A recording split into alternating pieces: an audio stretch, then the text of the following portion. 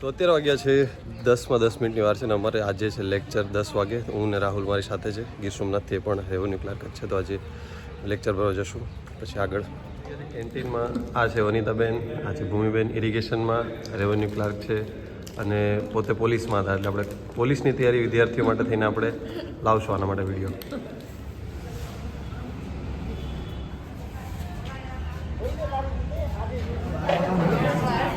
સિદ્ધાર્થ રાઠોડ, આ ભાઈ પોતે PSI મૂકીને આવ્યા છે અને આ ભાવનગરના ભાઈ છે અંબરભાઈ, અમારી બેચના તારના.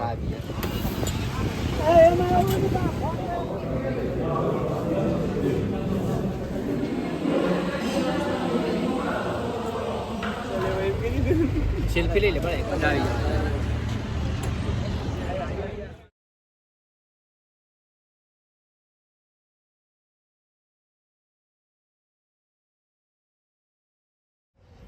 ફાઇનલ લેક્ચર્સ ખતમ.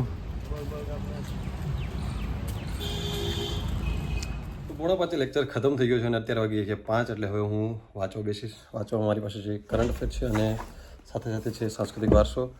અને અહીંયા રૂમ પણ સારા છે, અહીંયા બેડ છે અને વ્હીલચેર છે અને સાથે સાથે ડેસ્ક પણ છે, એટલે આપણે બ્લોગ પણ બનાવવામાં વાંધો નહીં આવે. અને ઘરનું તો હું એક જગ્યાએ તપાસ કરી આવ્યો છું, મળી ગયું છે સારું ફર્નિશવાળું. ત્યાં 1-2 દિવસમાં ત્યાં શિફ્ટ થઈ જઈશ. હવે ત્યાં સુધી અહીંયા સારું એવું માહોલ છે.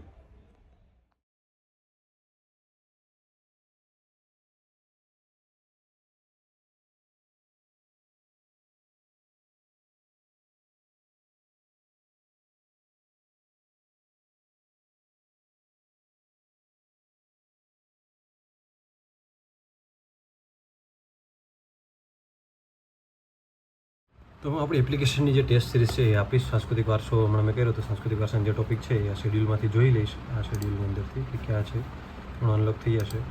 પછીથી અહીંયાથી મારે પણ આમાં 60 રૂપિયા પે કરવા પડશે, કેમ કે હું પણ મેક્સિમમ અમુક જ ટકા ડિસ્કાઉન્ટ લઈ શકું. મારે બીજામાંથી કરવું તો પણ આવી રીતના કરવું પડે, મારે પરચેસ કરવી પડે. તો એ ટેસ્ટ પણ આપણે આપી દઈએ.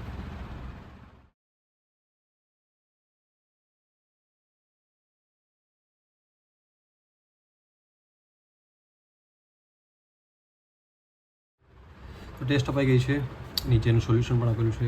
એ રીતના જે ખોટા પડ્યા છે એ જોઈ લઈએ કે આમાં કેમ ખોટું પડ્યું છે એનું સોલ્યુશન સાથે, એટલે આપણે આઈડિયા આવે ક્યાં ક્યાં ખોટા પડ્યા છે. આપણે સ્તૂપ વિશે થોડીક બહુ ડીપ માહિતી એટલી બધી નથી, એટલે એ રીતના આ રીતના ટેસ્ટ આપી શકો. હવે અહીંથી વ્યૂ સમરી પણ જોઈ શકીએ આપણે કોને કેટલા માર્ક્સ છે, શું છે એ થોડાક ટાઈમ પછી બતાવશે અહીંયા.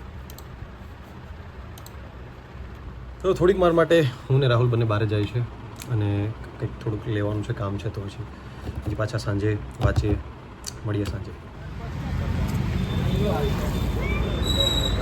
રેકેટનો ખર્ચો કર્યો છે તે આજે હવે ટેબલ ટેનિસ રમવાનું છે. મારે ગેમ બતાવીશ તમને હું.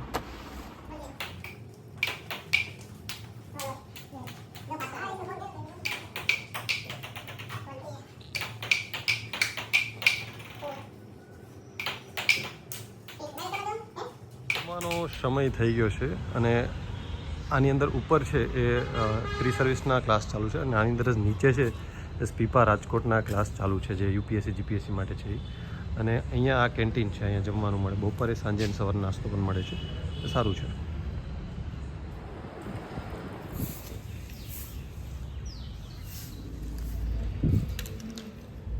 બીજો દિવસ અને હું કરી રહ્યો છું કરંટ અફેર્સ.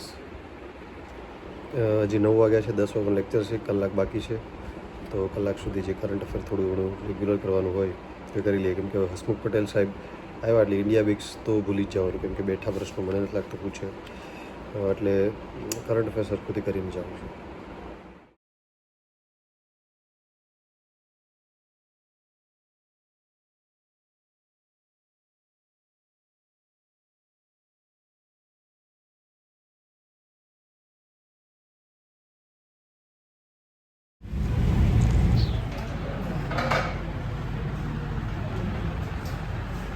આજના લેક્ચરમાં ફૂલ નીંદર આવે એવું હતું. આંખો પણ લાલ લાલ થઈ ગઈ છે દરેકની. અમારી પણ.